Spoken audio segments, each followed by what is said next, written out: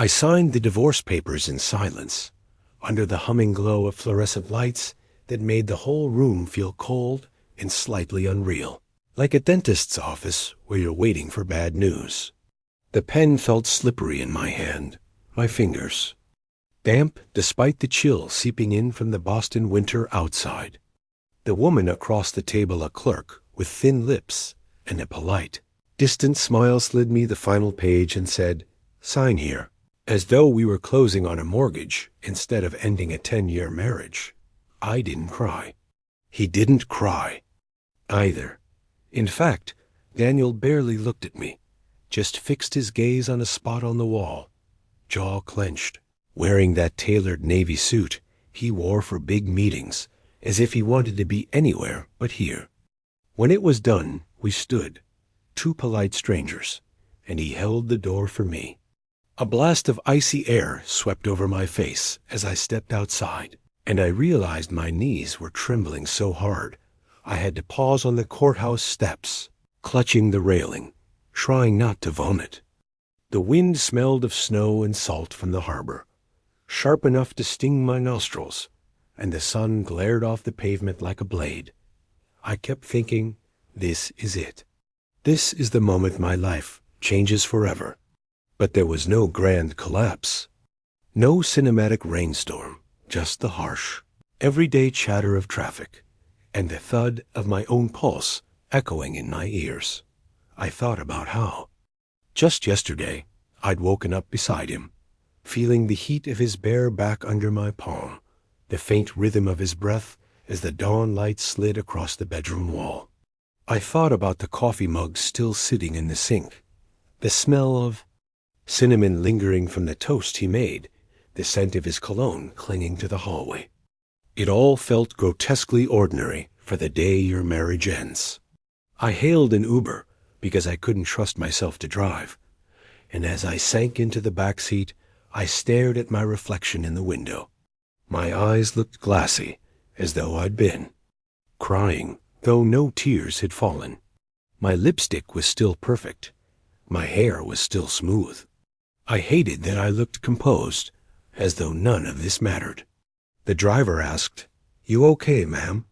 And I said, "Yeah, just tired." Because what else can you say when your entire life has just cracked open like a fault line? The ride home felt endless.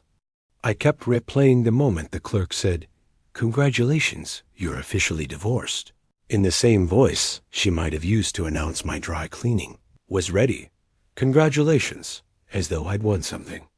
I wanted to scream that I'd lost everything.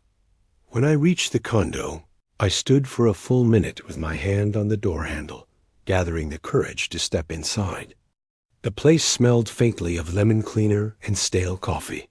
A tiny dust mote floated in a shaft of light by the window, drifting lazily like time itself had slowed down to watch me. The silence was cavernous. I placed the envelope with the divorce decree on the kitchen counter. It seemed almost absurdly light for a document that held the entire weight of my marriage. I pressed my palms flat on the granite surface, willing myself not to collapse. I tried to remind myself that I'd chosen this, that I'd signed those papers for a reason, that I was free now. But as I stared out the window at the skyline, I realized the silence was too perfect, too brittle, like a glass ornament seconds from shattering. Because deep down, I knew something wasn't right. I couldn't put my finger on it yet, but there was a flicker of unease, like a tiny warning bell ringing in the back of my mind. And the strangest part of all was that Daniel hadn't argued. Not once.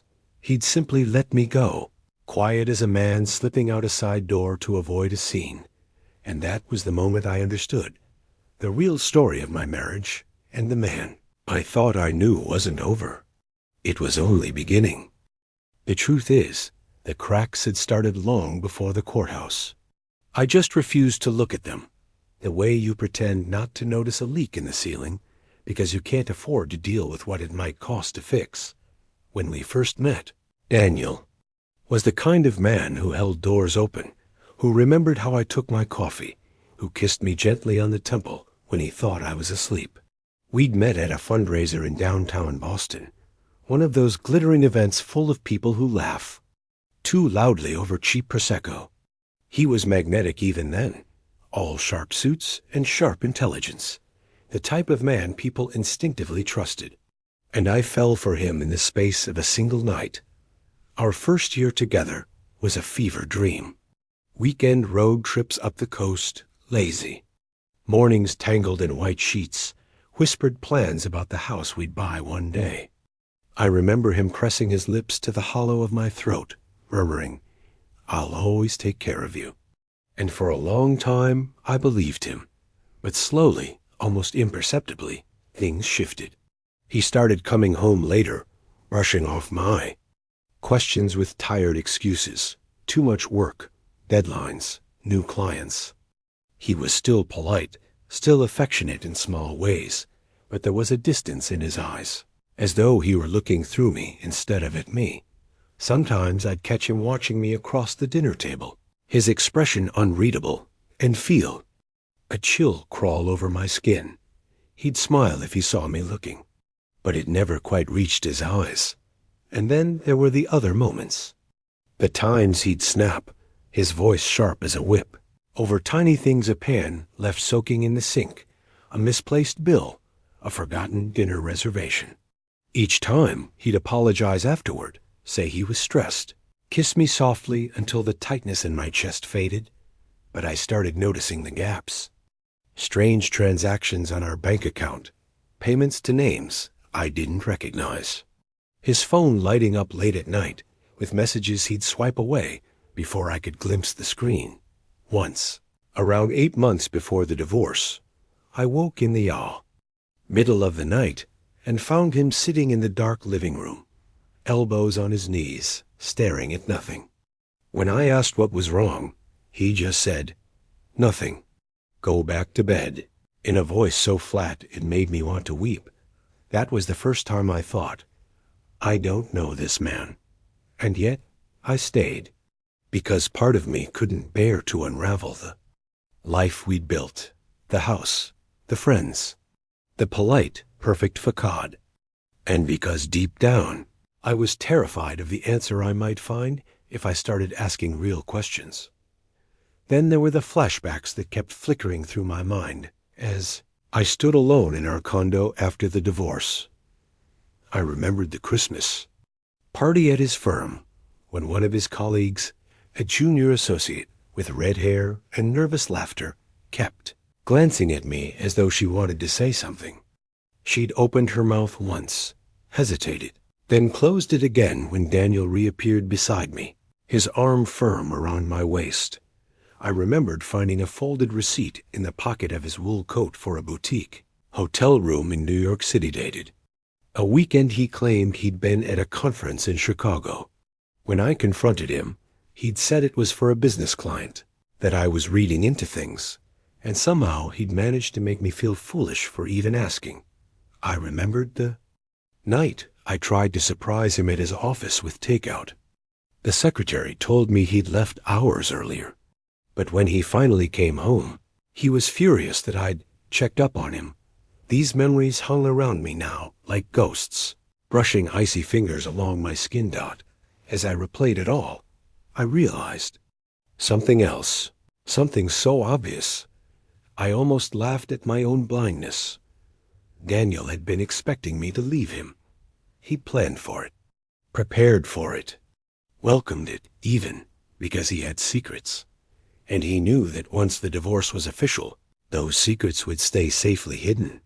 Only, that's not what happened, because the day after I signed the papers, the truth exploded out into the world like shrapnel. It started as a vibration on the marble countertop, my phone buzzing with a flurry of notifications, while I stood staring at my reflection in the microwave door, still numb from the day before. I almost didn't check. I didn't want to. I wanted the world to stay silent so I could pretend for one more day that everything was under control. But the buzzing wouldn't stop. The first message was from Lauren, my oldest friend from college. "Call me. Holy shit, are you okay?" My Stomach twisted. I scrolled further. A text from my cousin Annie in Chicago. Just saw the news. Is it true about Daniel? News. I opened my news app with shaking fingers. It took only seconds before I saw his face, a photo of Daniel at a charity gala, looking impossibly sleek in his navy suit, his smile careful, professional. The headline beneath it screamed, Boston hedge fund exec under investigation for fraud. Money laundering. My vision tunneled. I gripped the countertop so hard my knuckles went white. I clicked the article, heart pounding so violently I thought I'd pass out. Daniel Kingsley, managing partner at Kingsley and Rowe Capital, is under federal investigation for alleged wire fraud, embezzlement, and money laundering. Sources say the SEC and FBI are coordinating efforts to freeze assets connected to shell companies spanning multiple states. Authorities estimate the total losses could exceed $40 million. I kept reading, words blurring as panic clawed at my throat. Investigators believe Kingsley diverted funds through a network of offshore accounts, with preliminary evidence suggesting he may have attempted to shield personal assets prior to his recent divorce. Sources close to the case say the timeline of events is suspicious. My ears were ringing.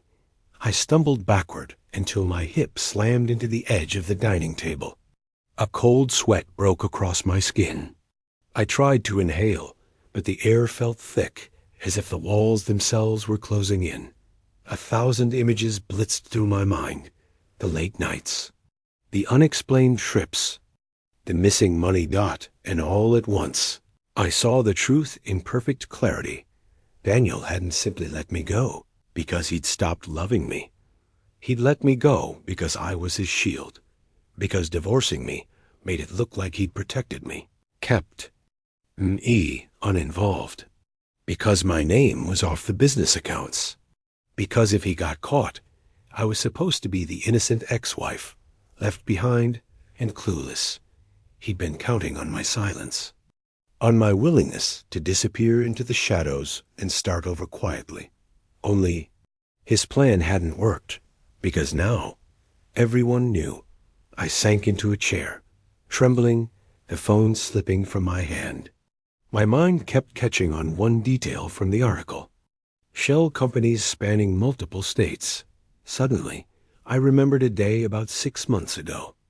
I'd gone into Daniel's home office looking for printer paper and found a folder labeled Longfellow Holdings. Inside were documents naming him as the director, but the listed addresses were in Delaware and Nevada, places we'd never lived. When I'd asked, he'd laughed it off, said it was for a client deal. Except now, I realized those documents were the skeleton keys to the entire puzzle dot. Wasn't just about money. It was about covering tracks. And I'd been standing right there in the middle of it all. Clueless and obedient Dot, the memories kept coming, each sharper than the last. His panicked phone calls during those business trips. The way he'd refused to let me meet certain clients. His occasional bursts of rage when I opened mail addressed to him.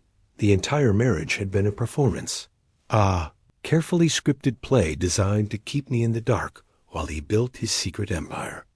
Soft knock jolted me from my spiral. I blinked, realizing someone was at my door. When I opened it, I found 2 people standing there, a man and a woman, both in dark suits, badges clipped to their belts. The man spoke first, his voice calm but edged with urgency. Mrs. Kingsley. Sorry, Miss Kingsley, I should say. I'm Agent Willis with the FBI. We'd like to ask you a few questions about your ex-husband. The woman beside him offered me a gentle smile. It's important that we talk. You may be in danger. I stared at them, the words echoing in my skull. In danger. That was when I realized my nightmare wasn't over. It was only getting started. I stood there in the doorway, gripping the frame so hard my fingers throbbed, trying to process the fact that the FBI was standing in my hallway, like this was some crime drama on TV. Except it wasn't TV. It was my life. And I couldn't simply flip the channel. Agent Willis spoke again, gently, as though he thought I might bolt at any second. "Can we come in?" I nodded, because what else could I do? I stepped aside, my mind spinning, watching them move past me into the condo. They both glanced around the living room, taking in the expensive furniture, the framed wedding photos still. On the shelf, the faint smell of citrus cleaner hanging in the air. The woman Agent Perez turned to me with kind eyes. "Miss Kingsley, we know this is overwhelming, but we believe your ex-husband may have used your name and your accounts in ways that could implicate you. We need your help to clarify a few things." I felt something twist inside my chest, like a knife, turning slowly. "My name? No. I never signed anything." Agent Willis raised a hand. "We're not accusing you of anything. But there are transfers linked to joint accounts, offshore payments that list you as a signatory. We just need to know if you are aware of these transactions." A cold, sharp memory sliced through my mind, the way Daniel would sometimes slip. Papers under my pen as I sat half watching TV, telling me it was just routine paperwork or tax documents. He'd do it so casually, so lovingly, his lips brushing my hair as I scribbled my signature without looking. I sank onto the couch, burying my face in my trembling hands. Oh, God. I didn't know. I swear to you, I never looked at any of it. "Agent." Perez sat across from me, her voice soft. "We believe you. But we're dealing with a very complex web of shell companies and fraudulent investments. People have already come forward saying your husband promised them guaranteed returns. Life savings, pensions, we're talking about millions. And some of those accounts are tied to your name." A wave of nausea rolled through me, so hard I thought I'd faint.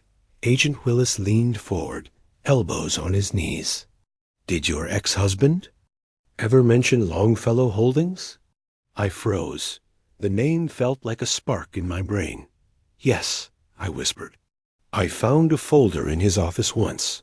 He told me it was a client thing. I believed him. I didn't want to think he'd lie to me."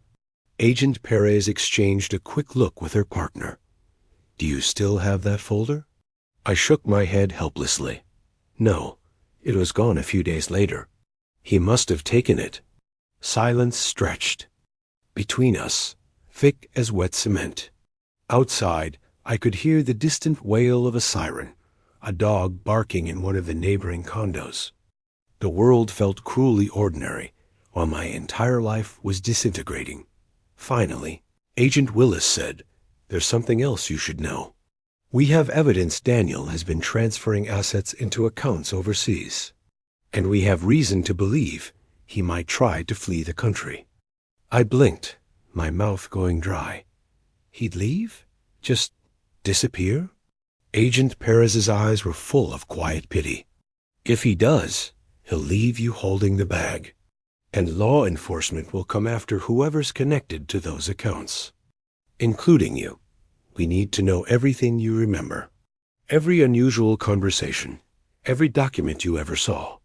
I felt my pulse hammering in my ears. For so long I'd been angry, humiliated, heartbroken. Now I was simply terrified. But I don't even know where to start. How could I have been so blind? Agent Willis lowered his voice.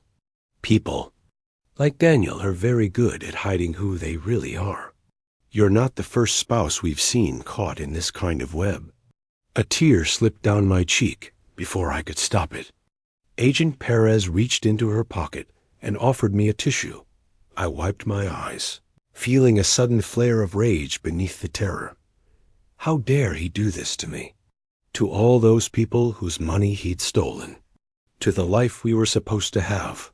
I took a deep breath, feeling my spine stiffen. "What do you need from me?" I asked. Agent Willis looked at me, eyes serious. "We need you to help us piece together his trail, and we need you to stay safe. Because if Daniel thinks you might testify against him, he might come looking for you. A chill swept over my skin, raising GOOSEBUMPS. And in that moment, I knew that signing those divorce papers hadn't ended my marriage. It had only opened the door to a darker truth I'd never imagined. Because now, the man I'd loved for a decade might become the man I had to help put behind bars. The agent stayed for hours. They asked me to recount everything: dates, trips, conversations, documents I'd seen, even the tiniest details I'd once dismissed as harmless. I tried to answer, but half the time my brain felt like static memories, coming at me in fragments, like shards of glass scattered across the floor. I told them about the boutique hotel receipt in New York, the calls in the middle of the night, the cryptic folder labeled Longfellow Holdings.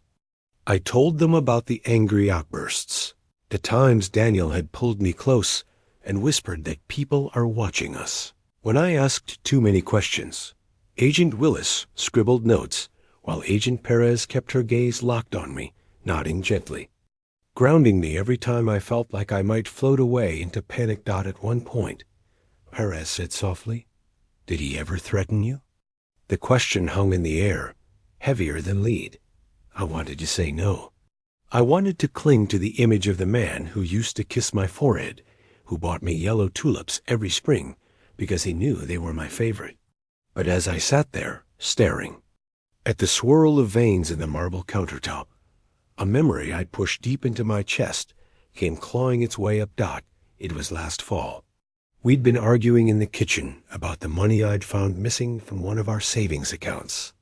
Daniel had leaned in close, his breath smelling faintly of scotch, his fingers digging into my arms. His voice was low, so calm it chilled me. "Some things you're better off not knowing. You think you want the truth, but you don't. Don't make me protect you from yourself."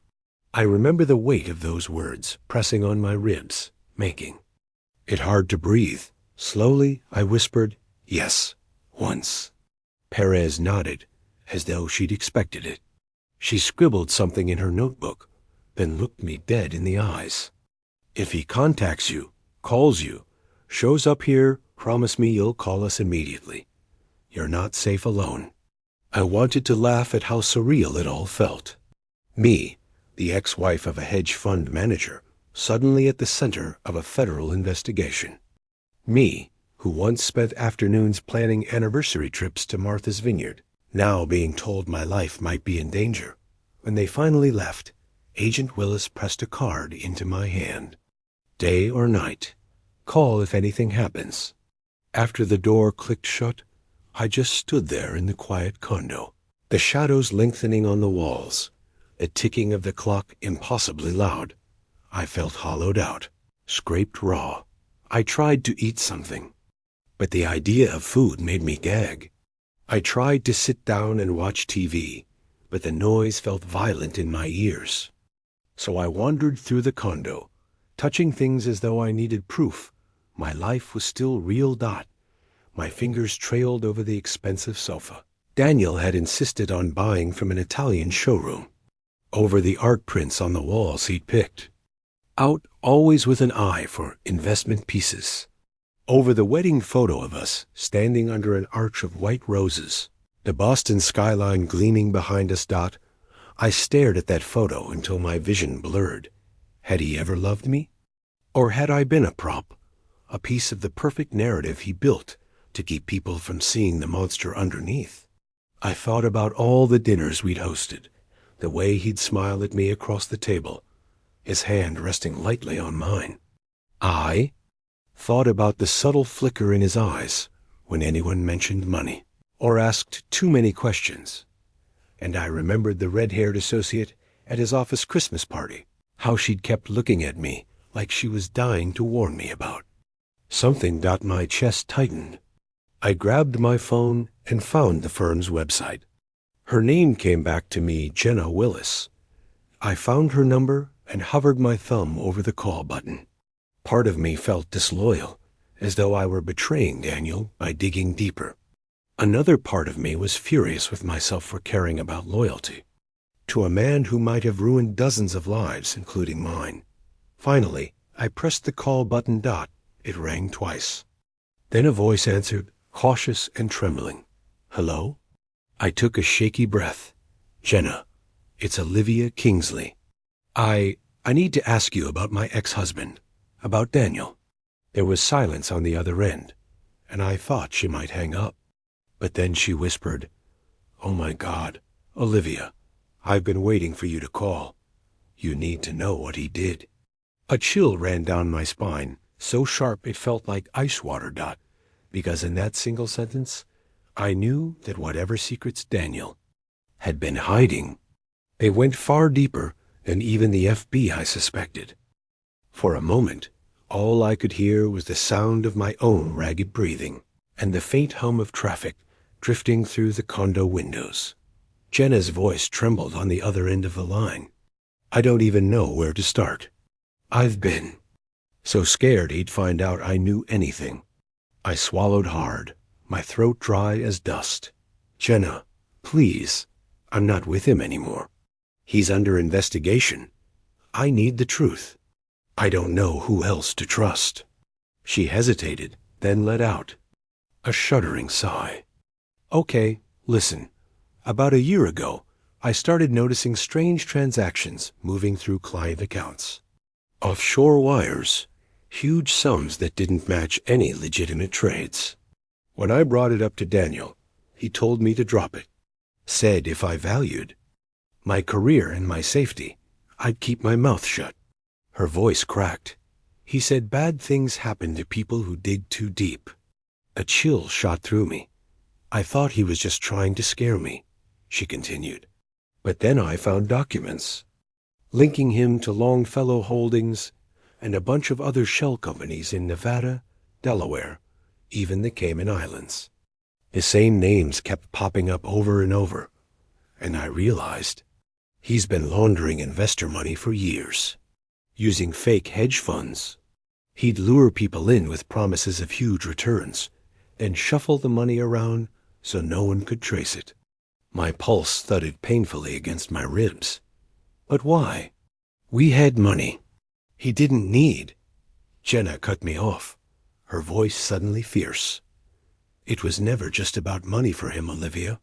It's about control, power, and I think there's more. I think he's been blackmailing certain people, politicians, business executives, using financial dirt he gathered over the years. He keeps files on everyone. It's how he stayed protected, how he kept anyone from talking. Blackmail. My skin when cold. Images flashed through my mind like lightning strikes. Daniel stepping out of meetings looking grim, snapping his phone shut when I walked into the room. Daniel saying, some things you're better off not knowing.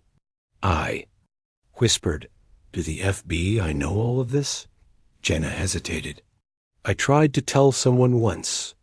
An investigator came to the office a few months back, asking quiet questions. 2 days later, Daniel called me into his office. He knew. He threatened me. Said if I ever talked, he'd make sure my career was over and worse. I believed him. I quit my job the next week. She paused, breathing hard. I've been waiting for someone else to bring him down. I'm so relieved you're out of there. But you're not safe. He's obsessed with his secrets staying buried. I felt my entire body trembling. He knows we're talking right now, doesn't he? I whispered. Jenna's voice dropped to a terrified hush. If he finds out, he'll come after both of us. You don't know what he's capable of. And I think he's planning to run. I heard from a friend that he's been trying to liquidate assets and buy citizenship somewhere overseas. He's almost gone, Olivia. If he disappears, the feds might never catch him. I squeezed my eyes shut, fighting a wave of panic. All those years, I'd thought Daniel was merely distant, or unfaithful, or cruel in small, private ways. But this was something monstrous, something criminal on a scale I couldn't even comprehend. I have to help stop him. I whispered. Jenna exhaled shakily. Then you'll need proof. Documents, anything you can find. Check old storage units, safe deposit boxes, even your condo. He kept hard copies of some things, in case he needed leverage.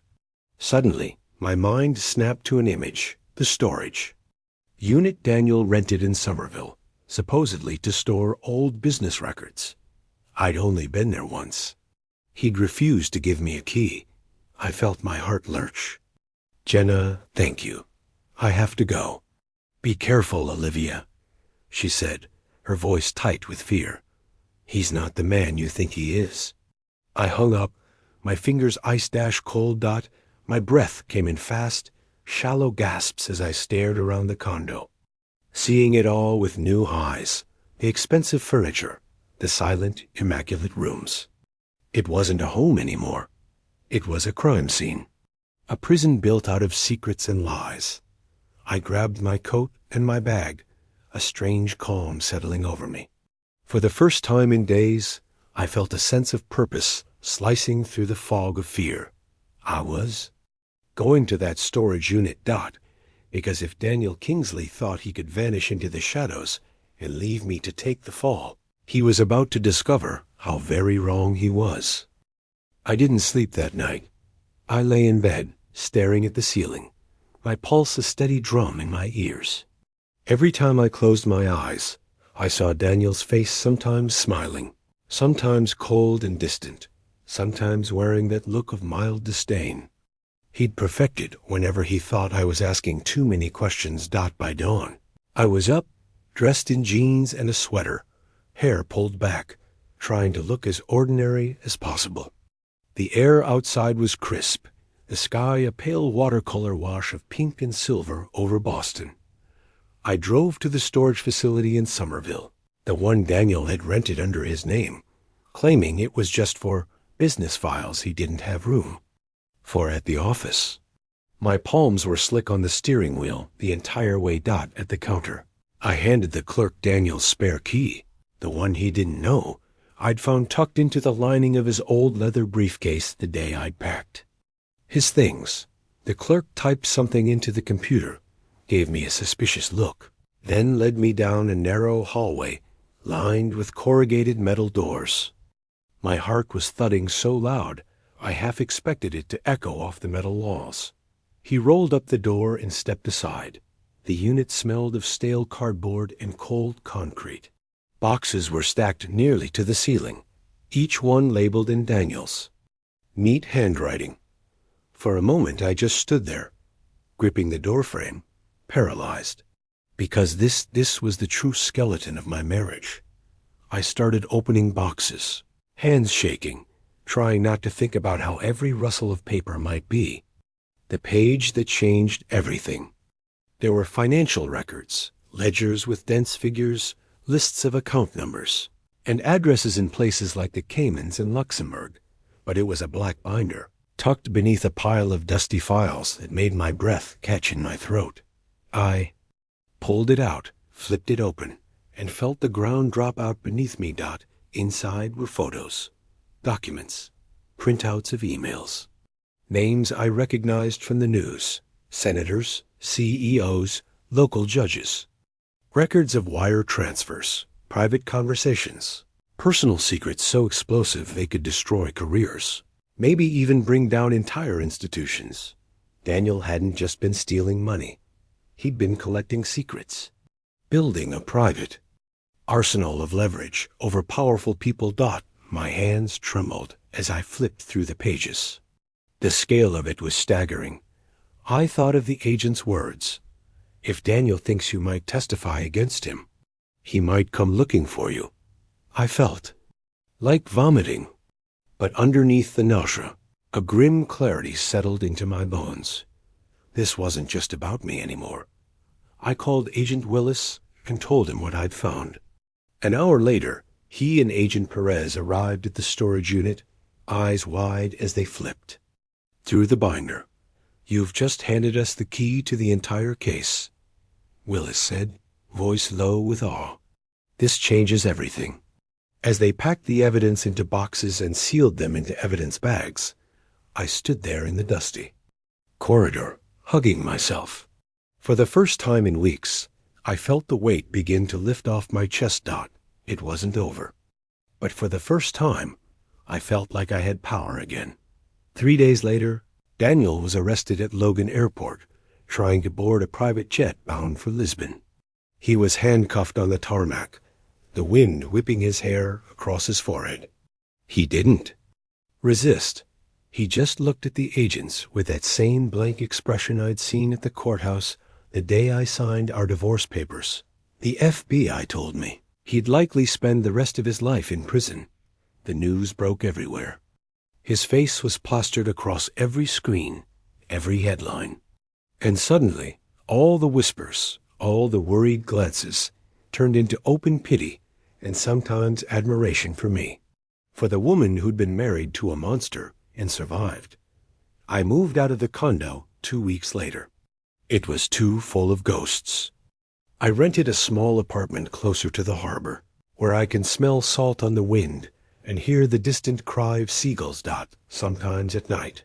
I still wonder if I ever really knew the man I loved. I wonder how many moments were real, and how many were carefully performed. I think about the woman I was a wife, who signed papers without reading them, who believed silence kept the peace. But I'm not her anymore. Now I read every document. I ask every question, and I trust my instincts even when they tell me something I don't want to hear. I'm rebuilding my life piece by piece. I'm learning to be alone, and sometimes it's lonely, but it's honest. And for the first time in years, I wake up and breathe without feeling like I'm drowning, because the truth may have destroyed the illusion of my marriage. But it also set me free, and that's a price I'm finally willing to pay.